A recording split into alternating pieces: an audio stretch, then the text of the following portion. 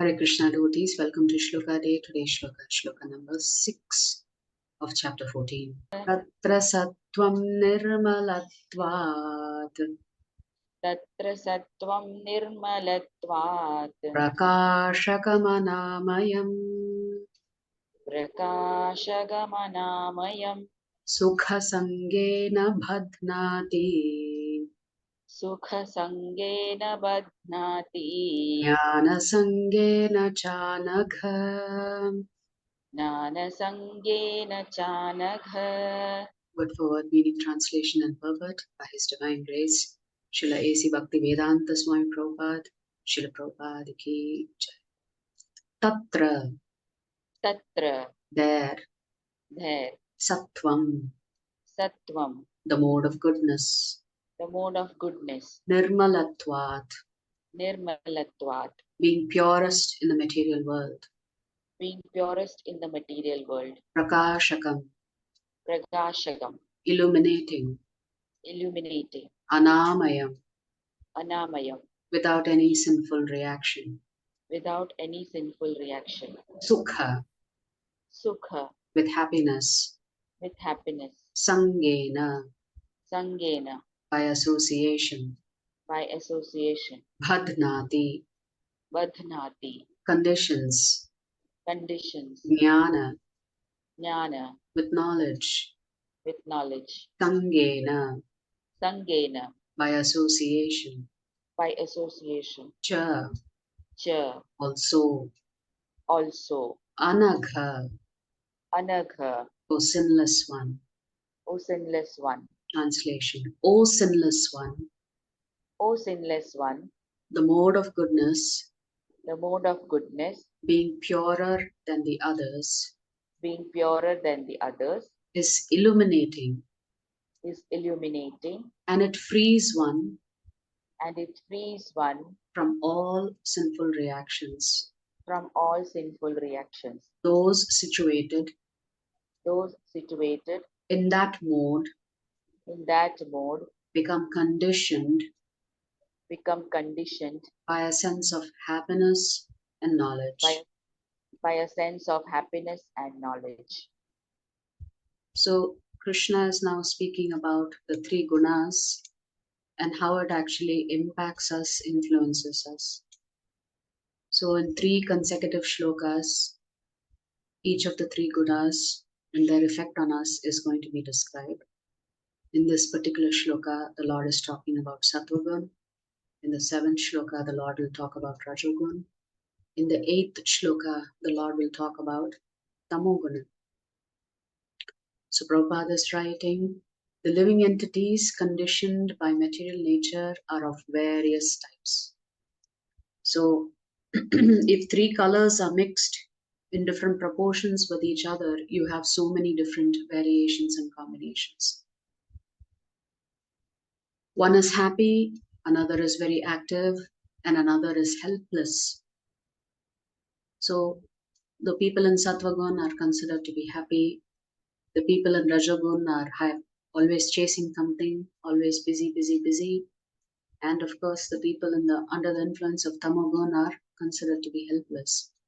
All these types of psychological manifestations are causes of the entity's conditioned status in nature. How they are differently conditioned is explained in this section of Bhagavad Gita. The mode of goodness is first considered. The effect of developing the mode of goodness in the material world is that one becomes wiser than those otherwise conditioned. A man in the mode of goodness is not so much affected by material miseries, and he has a sense of advancement in material knowledge. The representative type is the Brahmana. So Prabhupada is writing, those in the mode of goodness are usually a little bit more knowledgeable, a little bit more advanced in society. A good example of those under the influence of Sattva Gun who are always self-satisfied and happy are the Brahmanas. So the representative type is the Brahmana who's supposed to be situated in the mode of goodness. The sense of happiness is due to understanding that In the mode of goodness, one is more or less free from sinful reactions, which means you are leading a very virtuous life. You are leading a life that is bound by ethics. And I'm sure most of us will experience this. If we are not doing any harm to others and we are leading as much of a virtuous life as possible, we generally feel happy and good about ourselves. That is mode of goodness. Actually, in the Vedic literature, it is said that the mode of goodness means greater knowledge and a greater sense of happiness. Because you know more, you are happy, therefore, you don't experience the ups and downs of life. Of course, there may be ups and downs for everybody, but you are able to deal with it.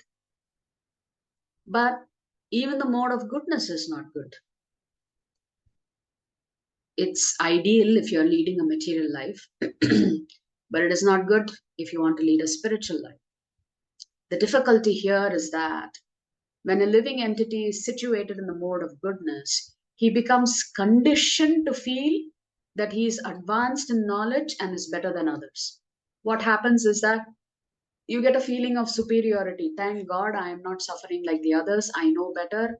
Thank God my senses are in the right place. I am sensible. I make the right kind of decisions, and therefore you become comfortable. You come into that comfort zone. I'm more knowledgeable, I'm more happy, therefore I don't have to do anything. I just have to maintain status quo. In this way, he becomes conditioned. The best examples are the scientist and the philosopher. Previously, Prabhupada gave the example of a Brahmana. But in modern day world, the example is someone who is very well educated, the scientists, the people who are studying philosophy. They feel good about themselves. Each is very proud of his knowledge, and because they generally improve their living conditions, they feel a sort of material happiness.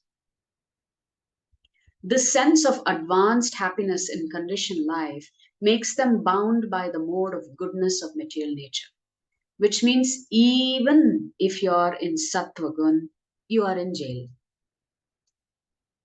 The three gunas, Prabhupada explains somewhere. I mean, does it matter whether you have a chain around your legs in this jail made of, iron or silver or gold? You are still chained up. So, being in the mode of goodness means you are tied up with a gold chain. Everything is, at least you think you're in a comfortable position, but you don't realize you're still suffering. Just because you're not suffering materially here doesn't mean you're not suffering, because the soul is disconnected from the. As such, they are attracted toward working in the mode of goodness. And as long as they have an attraction for working in that way, they have to take some type of body in the modes of nature. So later on, Krishna will tell us that even the influence of Sattva gun, the benefit of that is that you will go to the heavenly planets and enjoy yourself even more there, and then but you have to come back and take birth again in the middle planetary systems. Thus, there is no likelihood of liberation or of being transferred to the spiritual world. So, Sattva gun, staying in Sattva gun, prevents you from reaching the spiritual world. You will stay in the material world, but you will have better jail cells. That's all. Repeatedly, one may become a philosopher, a scientist, or a poet, and repeatedly become entangled in the same disadvantages of birth and death. So even those who are in Sattva gun cannot escape the cycle of birth and death. But due to illusion of the material energy, one thinks that that sort of life is pleasant. So because your life is going very nicely, you don't feel the desire to connect to the Supreme Lord. You don't have the sense that something is missing in your life, that the Lord is missing in your life. Therefore, Krishna is saying those situated in that mode become conditioned by a sense of happiness and knowledge. If you like our videos, please subscribe to our channel and turn on the bell notification. If you'd like to join our classes every day, please check the details in the description section of this video. We look forward to serving you.